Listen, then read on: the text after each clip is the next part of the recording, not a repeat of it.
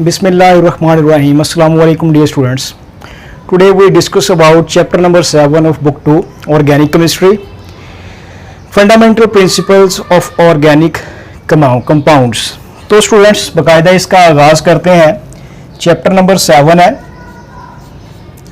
Chapter number 7 Fundamental Principles of Organic Chemistry. Organic chemistry के fundamental principles को हम क्या करेंगे, आज डिस्कस करेंगे. तो स्टूडेंट ये फर्स्ट लेक्चर है. जल्दी से सब बच्चे जो है वो लाइव सेशन को ज्वाइन करें. आपको लिंक मैंने सेंड कर दिया है और काइंडली मुझे बताइएगा वाइट बोर्ड और आवाज़ वगैरह क्लियर है सबको. चलो जी, ठीक हो गया. जिनको वाइट बोर्ड क्लियर नज़र नहीं आ रहा वो अपनी स्क्रीन के पिक्सल्स जो हैं वो बेटा 720 कर लें तो स्क्रीन आपको क्लियर नज़र आएगी. तो स्टूडेंट सबसे पहले है कि वाइटल फोर्स थ्योरी क्या है. Vital force theory short question अक्सर पूछा जाता है कि what is vital force theory. Vital force theory जो है इसको प्रपोज्ड बाय जे बर्जीलियस. ये थ्योरी जो है वो जे बर्जीलियस ने प्रपोज की. इस थ्योरी के मुताबिक क्या है कि हम इनऑर्गेनिक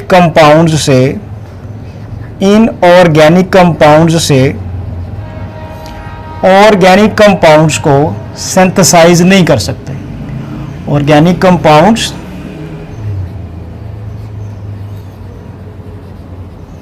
ये सिंथेसिस पॉसिबल नहीं है. ठीक है ना, सिंथेसिस पॉसिबल नहीं है. According to vital force theory organic compounds can not be synthesised from inorganic compounds because their preparation needs a vital force. क्यों? क्योंकि इस प्रिपरेशन के लिए क्या चाहिए, वाइटल फोर्स चाहिए, कोई जानदार चाहिए. आप स्टूडेंट देखें कि इनऑर्गेनिक कंपाउंड्स क्या हैं. इनऑर्गेनिक कंपाउंड्स बेसिकली ऐसे कंपाउंड्स हैं जो हमें इनऑर्गेनिक सोर्सेज से ऑब्टेन होते हैं. कहाँ से ये ऑब्टेन होते हैं? ये हमें सॉइल से ऑब्टेन होते हैं. ठीक है, ये हमें अर्थ से ऑब्टेन होते हैं या फिर हमें किसी इनऑर्गेनिक सोर्स से ऑब्टेन होते हैं. इनऑर्गेनिक सोर्स से ऑब्टेन होते हैं. ठीक हो गया. जबकि ऑर्गेनिक कंपाउंड्स ऐसे कंपाउंड्स हैं जो हमें लिविंग ऑर्गेनिज्म से ऑब्टेन होते हैं. ठीक है ना, जो हमें कहाँ से ऑब्टेन होते हैं, from living organisms. Living organisms. ठीक हो गया. मिसाल के तौर पे प्रोटीन्स हैं, तो प्रोटीन्स हमें या तो प्लांट से हासिल होंगी या फिर एनिमल से. इसी तरह लिपिड्स हैं, इसी तरह कार्बोहाइड्रेट्स हैं. तो स्टूडेंट जे बर्जीलियस ने कहा कि जी कंपाउंड दो तरह के होते हैं, एक इनऑर्गेनिक कंपाउंड और एक ऑर्गेनिक कंपाउंड. इनऑर्गेनिक और ऑर्गेनिक का सोर्सेज का डिफरेंस है. सोर्सेज क्या है कि ये इनऑर्गेनिक सोर्सेज से ऑब्टेन होते हैं, मतलब सॉइल से, वाटर से या फिर हमें जो है ये अर्थ क्रस्ट से ऑब्टेन हो पाएंगे. जबकि जो ऑर्गेनिक कंपाउंड्स हैं they obtain from living organisms like proteins, lipids, carbohydrates, vitamins etcetera. तो जे बर्जीलियस ने क्या कहा कि we can not synthesise organic compounds from inorganic compounds in the laboratory because their preparation needs a vital force. कि हम organic compounds को inorganic compound से synthesise नहीं कर सकते. उसकी वजह क्या है? क्योंकि इनकी प्रिपरेशन के लिए आपको कोई लिविंग ऑर्गेनिज्म चाहिए. लिविंग ऑर्गेनिज्म होगा ही तो आप ये चीजें जो है वो प्रिपेयर कर सकते हैं. तो इस थ्योरी को नाम दे दिया गया वाइटल फोर्स थ्योरी का. ठीक है, तो इस थ्योरी को रिजेक्ट किया, rejected by Friedrich Wohler. Friedrich Wohler ने इस थ्योरी को क्या किया जी, रिजेक्ट कर दिया. फ्रेडरिक वूलर उसने क्या किया स्टूडेंट, अमोनियम सायानेट. ये क्या है, अमोनियम सायानेट है. इसका नाम क्या है जी, अमोनियम सायानेट. ये स्टूडेंट क्या है, एक इनऑर्गेनिक कंपाउंड है। इसको उसने क्या किया, हीटअप किया, तो इससे आगे एक कंपाउंड बना जिसका नाम था यूरिया। ठीक है, ये क्या है, यूरिया है। अब स्टूडेंट यहां पे देखें, अमोनियम सायानेट क्या है, कि इनऑर्गेनिक कंपाउंड है, और यूरिया क्या है, एक ऑर्गेनिक कंपाउंड है। यूरिया ऑर्गेनिक कंपाउंड है, it is a organic compound.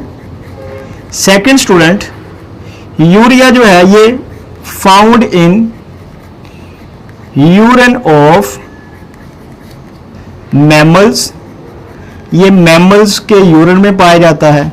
तो देखें, ये जो बात है कि organic compounds in organic compound से सिंथेसाइज नहीं हो सकते, वो रिजेक्ट हो गई है कि ये देखें, ये एक ऑर्गेनिक कंपाउंड है, ठीक है, जो मैमल्स के यूरिन में पाया जाता है। और ये कहां से प्रिपेयर हो गया, अमोनियम सायानेट से। और अमोनियम सायानेट क्या है, अमोनियम सायानेट एक इनऑर्गेनिक कंपाउंड है। तो स्टूडेंट, जब भी ये शार्ट क्वेश्चन आपको आएगा कि briefly describe vital force theory, तो आप क्या बताएंगे कि this theory was proposed by J बर्ज़िलियस।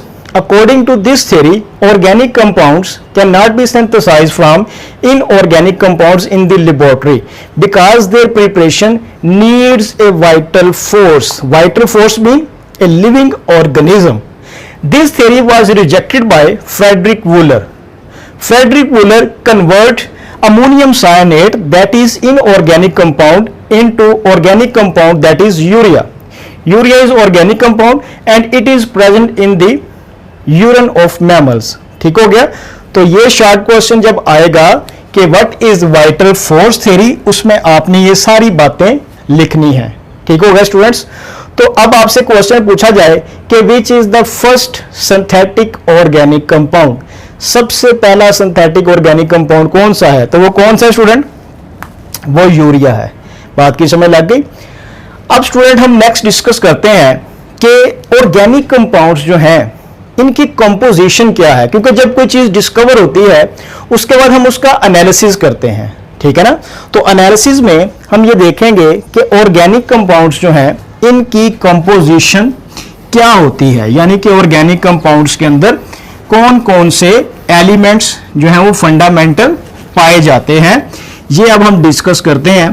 तो जब student vital force theory reject हुई तो उसके बाद फिर ऑर्गेनिक कंपाउंड्स के ऊपर वर्किंग जो है वो बकायदा स्टार्ट होगी, वरना साइंटिस्ट जो थे उनके जहन में ये बात थी कि हम ऑर्गेनिक कंपाउंड्स को इन ऑर्गेनिक कंपाउंड से सिंथेसाइज नहीं कर सकते। तो ऑर्गेनिक कंपाउंड्स जो हैं, ऑर्गेनिक कंपाउंड्स की जब स्टूडेंट एनालिसिस किया गया, ठीक है, केमिकल एनालिसिस में आप क्या करते हैं, एनालिसिस में हम ये देखते हैं कि किसी भी केमिकल सैंपल में कौन कौन से एलिमेंट्स और उनकी अमाउंट्स क्या है। तो पता चला कि तमाम ऑर्गेनिक कंपाउंड्स में एक फंडामेंटल एलिमेंट है और वो क्या है, वो कार्बन है। ठीक है। तो chemical analysis of organic compound shows that के they contain fundamental element that is carbon. ठीक हो गया।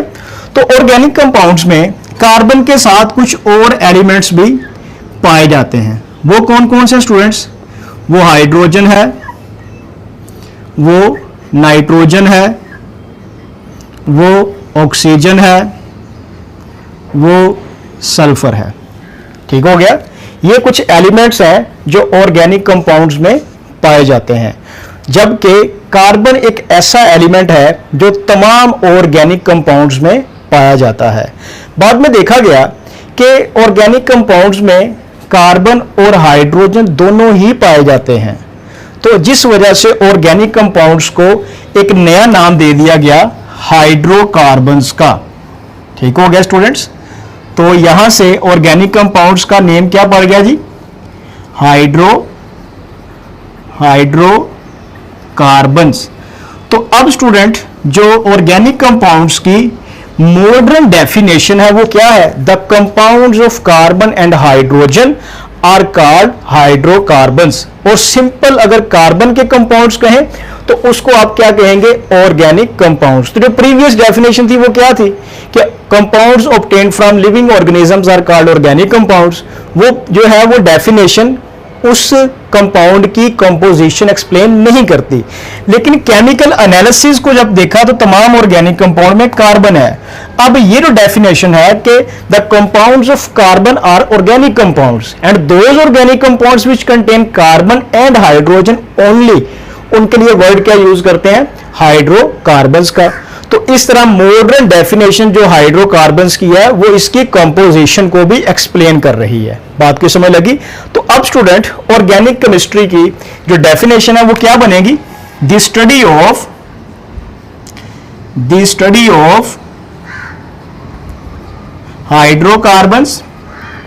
हाइड्रोकार्बन्स की स्टडी एंड देयर डेरिवेटिव्स का मतलब होता है कि हाइड्रोकार्बन से हासिल होने वाले कंपाउंड्स। इस स्टडी को नाम दिया गया किस चीज का स्टूडेंट्स, इसको नाम दिया गया जी ऑर्गेनिक केमिस्ट्री। ठीक हो गया स्टूडेंट्स? तो ये आपने याद रखना है। ऑर्गेनिक केमिस्ट्री की डेफिनेशन क्या है, the study of hydrocarbons and their derivatives is called organic chemistry. अब कुछ कंपाउंड स्टूडेंट ऐसे हैं जिनमें कार्बन तो होता है लेकिन वो ऑर्गेनिक नहीं होते। तो ये देखें स्टूडेंट्स, यहां पे याद रखना है आपने नोट में कि ऐसे कुछ एलिमेंट्स, कुछ कंपाउंड्स हैं जैसा कि कार्बन मोनोऑक्साइड है, कार्बन डाइऑक्साइड है। इसी तरह स्टूडेंट्स जितने भी कार्बोनेट्स हैं, जितने भी बाइकार्बोनेट्स हैं, ये सारे के सारे कार्बोनेट्स जो हैं they are not in organic, they are not organic compounds. याद रहेगा स्टूडेंट्स, ये ऑर्गेनिक कंपाउंड्स नहीं है। ठीक है ना, अक्सर एमसीक्यू में पूछा जाता है, तो आपने याद रखना है carbon monoxide, carbon dioxide, carbonates, bicarbonates, इन सब में ही कार्बन होता है लेकिन ये ऑर्गेनिक कंपाउंड्स नहीं होते। अब क्वेश्चन आप करते हैं कि सर ये ऑर्गेनिक कंपाउंड्स क्यों नहीं होते? बेटे ये ऑर्गेनिक कंपाउंड्स इसलिए नहीं होते क्योंकि इनकी प्रॉपर्टीज ऑर्गेनिक कंपाउंड से रिजेंबल नहीं करती। अब ऑर्गेनिक कंपाउंड्स की प्रॉपर्टीज क्या है ये अब हम डिस्कस करते हैं। यहां तक स्टूडेंट सबको क्लियर है? किसी का कोई क्वेश्चन है तो काइंडली कमेंट में मुझे बताएं, फिर हम आगे जो है इसका डिस्कस करते हैं। Properties of organic compounds. जी students, properties of organic compounds को अब हम डिस्कस करते हैं। ओके हो गया, मैं इसको अरेज कर रहा हूं।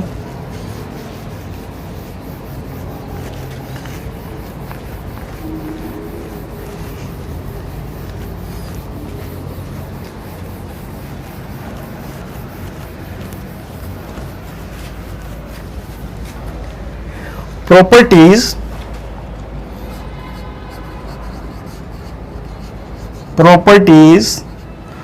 Of organic compounds.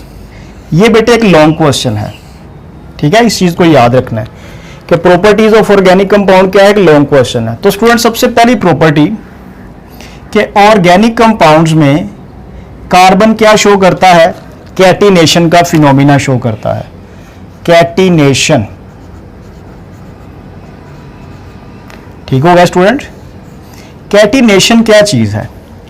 अब ऑर्गेनिक कंपाउंड्स में अगर हम देखें स्टूडेंट्स तो कार्बन एटम्स जो हैं वो आपस में ज्वाइन होके स्ट्रेट चेन, इसी तरह ऑर्गेनिक कंपाउंड्स आपस में ज्वाइन होके ब्रांच चेन, और इसी तरह ऑर्गेनिक कंपाउंड्स आपस में ज्वाइन होके जो है वो रिंग स्ट्रक्चर बनाते हैं।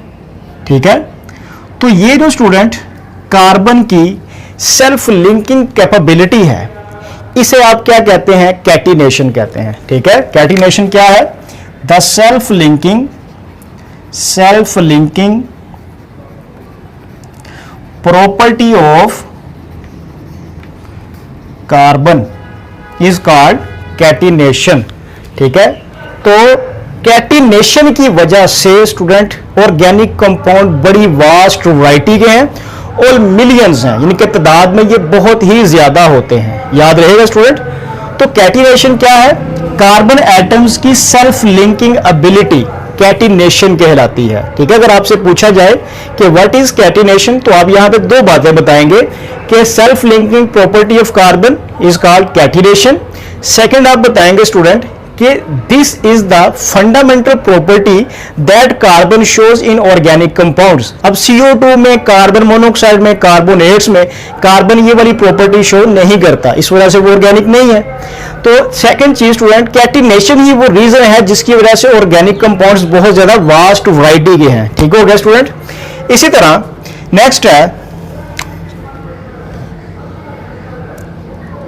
नेक्स्ट स्टूडेंट प्रॉपर्टी है जी इनकी नॉन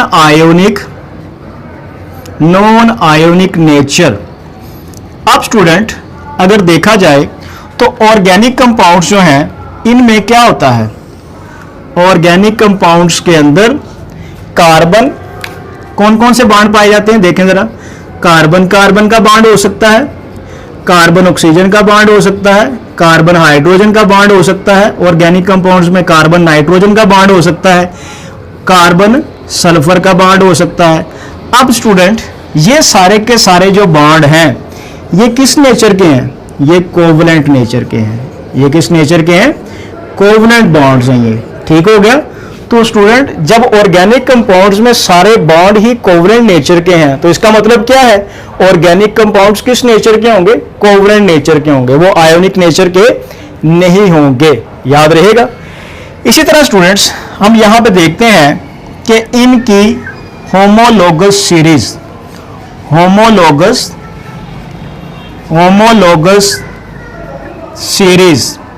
अब स्टूडेंट होमोलोगस सीरीज क्या है, होमोलोगस सीरीज क्या है कि ऑर्गेनिक कंपाउंड्स जो हैं वो बिहेवियर के लिहाज से एक जैसे होते हैं। मिसाल के तौर पे यानी कि organic compound shows similar chemical behaviour. ठीक हो गया। मिसाल के तौर पे हमारे पास क्या है स्टूडेंट, CH3OH है, इसी तरह CH2OH है, इसी तरह CH2OH है, इसी तरह स्टूडेंट CH2OH है। यानी कि यहां पे अगर आप देखें तो ये एक ग्रुप बन गया है। ठीक है, ऐसा ग्रुप, इसमें इस ग्रुप में देखें अगर आप तो हर दो मेंबर्स के दरमियान डिफरेंस किस चीज का स्टूडेंट, CH2 को है। ठीक है ना, मेथनॉल और एथेनॉल में डिफरेंस किस चीज का है, CH2 का है। एथेनॉल और प्रोपेनॉल में CH2 का है। तो ऐसा ऑर्गेनिक कंपाउंड्स का ग्रुप जो आपस में केमिकल बिहेवियर सेम शो करें और हर दो मेंबर्स के दरमियान जो डिफरेंस है वो किस चीज का हो, CH2 का हो, ऐसे ग्रुप को आप क्या कहते हैं स्टूडेंट, ऐसे ग्रुप को आप नाम देते हैं होमोलोगस सीरीज का नाम देते हैं। ठीक है, homologous series is the group of organic compounds having same chemical behaviour due to the presence of same functional group. यहां पे सब में देखें OH सेम है, फंक्शनल ग्रुप सेम है। ठीक हो गया। And each two adjacent members are differ with respect to CH2। हर दो मेंबर्स के दरमियान डिफरेंस किस चीज का होगा स्टूडेंट, CH2 का। तो ऐसा ग्रुप क्या कराएगा, होमोलोगस सीरीज। तो ऑर्गेनिक कंपाउंड्स जो है ये mostly chemical behaviour same show करने की वजह से होमोलोगस सीरीज भी शो करते हैं। बात की समझ लगी। इसी तरह स्टूडेंट्स ऑर्गेनिक कंपाउंड्स की प्रॉपर्टीज में नेक्स्ट प्रॉपर्टी है इनकी कंप्लेक्सिटी। अगर देखा जाए तो स्टूडेंट्स ऑर्गेनिक कंपाउंड्स जो हैं ये बड़े ही कम्प्लेक्स होते हैं। मिसाल के तौर पे यानी कि ऑर्गेनिक कंपाउंड्स आर कम्प्लेक्स, इनके मोलर मैसेज क्या होते हैं, हाई होते हैं। मिसाल के तौर पे स्टूडेंट स्टार्च है हमारे पास, तो स्टार्च जो है इसके अंदर मिलियंस जो हैं वो C6H10O5 इस किस्म के यूनिट्स जो हैं वो अटैच होते हैं। ठीक है ना, यानी कि इस किस्म के छोटे छोटे यूनिट्स मिलके कंप्लेक्स स्ट्रक्चर बनाते हैं स्टार्च के। इसी तरह प्रोटीन्स के अंदर लाखों जो हैं वो क्या होते हैं स्टूडेंट, हजारों जो हैं वो अमाइनो एसिड्स मॉलिक्यूल जुड़े होते हैं। इसी तरह यहाँ पे हजारों जो है, एन का मतलब है थाउजेंड्स, हजारों जो है ये इस किस्म के यूनिट्स जुड़ के स्टार्च का स्ट्रक्चर बनाते हैं। तो ऑर्गेनिक कंपाउंड की ये भी प्रॉपर्टी है, इनके मॉलिक्यूलर मैसेज हाई होते हैं और इनके स्ट्रक्चर जो है वो बड़ी ही कंप्लेक्स होती है। बात की समझ लगी स्टूडेंट। इसी तरह ऑर्गेनिक कंपाउंड की स्टूडेंट नेक्स्ट प्रॉपर्टी है वो है जी आइसोमरिज्म, ठीक है। ऑर्गेनिक कंपाउंड्स की नेक्स्ट प्रॉपर्टी क्या है? आइसोमरिज्म। तो यहां पे देखें हम, organic compounds shows the phenomena of isomerism. Isomerism को हम तफसील से पढ़ेंगे। आइसोमरिज्म क्या है? कि ऐसा फिनोमिना जिसमें ऑर्गेनिक कंपाउंड्स मॉलिक्यूलर फार्मूला क्या करते हैं? मॉलिक्यूलर फार्मूला सेम शो करते हैं, जबकि स्ट्रक्चरल फार्मूला क्या शो करते हैं? स्ट्रक्चरल फार्मूला डिफरेंट शो करते हैं, ठीक है। इस फिनोमिने को हम आइसोमरिज्म कहते हैं। मिसाल के तौर पे हमारे पास है C4H10, ये एक मॉलिक्यूलर फार्मूला है ब्यूटेन का। इसकी दो स्ट्रक्चर स्टूडेंट बन सकती हैं, कौन कौन सी? CH3, CH2, CH2, CH3। इसी तरह दूसरी स्ट्रक्चर क्या बन सकती है? CH3, CH, CH3, CH3।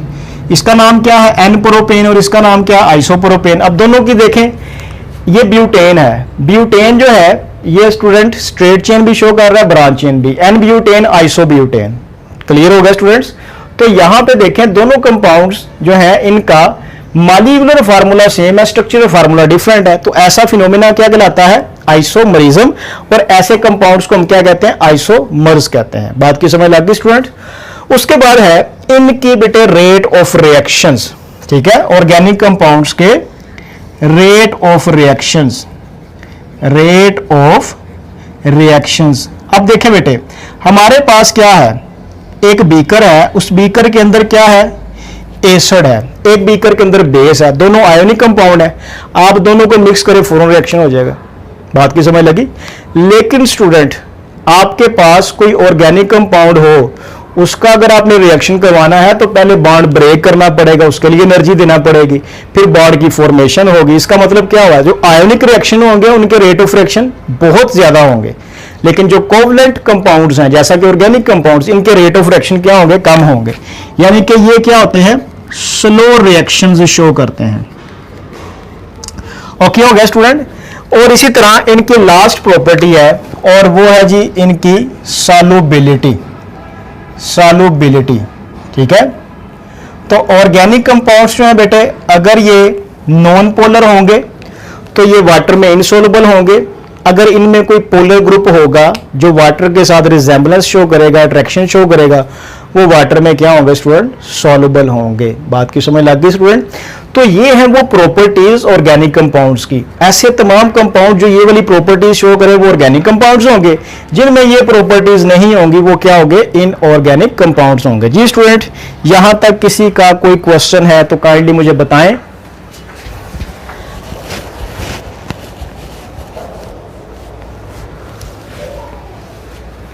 जी बेटे, उमर फारूक, एथानॉल का बेटे आपको पता चल जाएगा, ठीक है। यहाँ पे मैंने ये ग्रुप शो किया है, आगे जब हम जाएंगे नोमेनक्लेचर में आपको हर चीज का बेटे आंसर मिल जाएगा। ठीक हो गया? सारा पता चल जाएगा किसका नाम प्रोपेन है, किसका नाम एथानॉल है, किसका नाम ब्यूटेन है। ये सारी चीजें बेटे आपको पता चल जाएंगी। जी स्टूडेंट्स, काइंडली बताइएगा कि यहाँ तक सब बच्चों को क्लियर है। सुल्तान शाह फर्स्ट ईयर के पेपर बेटे अभी तक कोई खबर नहीं है आपके पेपर होने हैं या नहीं होने। ओके होगा स्टूडेंट्स? अब यहीं से कल हम नेक्स्ट लेक्चर शुरू करेंगे और वो क्या होगा? फॉसिल फ्यूल्स के बारे में। कोल होगी, नेचुरल गैस होगी और पेट्रोलियम होगा। ठीक होगा स्टूडेंट? आज का लेक्चर हम यहीं पे वाइंड अप करते हैं। लेवल अप लर्निंग चैनल देखने का बहुत शुक्रिया। जो बेटे आपको लिंक मिला है इसको ज़्यादा से ज़्यादा फ्रेंड्स के साथ शेयर करें ताकि उन तक भी ये लेक्चर जो है वो पहुंचे। क्लियर हो गया? और किसी को फिर भी प्रॉब्लम हो बेटे कमेंट में आप क्वेश्चन करें, मैं आपके हर क्वेश्चन का आंसर देता हूं। आप सबका बेटे बहुत शुक्रिया। अल्लाह हाफिज़।